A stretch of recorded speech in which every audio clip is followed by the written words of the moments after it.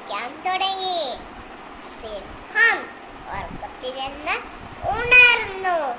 തന്നെ ശല്യപ്പെടുത്തി എലിയെ പിടിച്ച് നെക്കി കൊല്ലാൻ ഇറങ്ങി. അപ്പോ തന്നെ വെറുതെ വിടണമെന്ന് എലി സിംഹത്തോട് അപേക്ഷിച്ചു.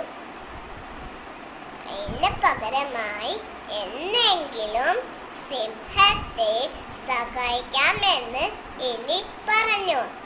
സിംഹം കളിയാക്കി ചിരിച്ചുകൊണ്ട് എലിയെ വിട്ടു. ഹ ഹ ഹ ഹ ഹ, ഈ കുഞ്ഞെലിയോ. അങ്ങനെ ഒരു ദിവസം സിംഹം വേട്ടക്കാരന്റെ വലയിൽ വീണു. സിംഹം അലറിക്കൊണ്ട് രക്ഷപ്പെടാൻ നോക്കി. പക്ഷെ പറ്റില്ല. അലർച്ച കേട്ട എലി ആ വഴി വന്നു. തന്റെ മൂർച്ചയുള്ള പല്ല് കൊണ്ട് വല അറുത്തു മുറിച്ചു. അങ്ങനെ സിംഹം രക്ഷപ്പെട്ടു. സന്തോഷത്തോടെ എലിയോട് നന്ദി പറഞ്ഞു. കൂട്ടുകാരെ, ഇതിന്റെ ഗുണപാഠം എന്താണ്?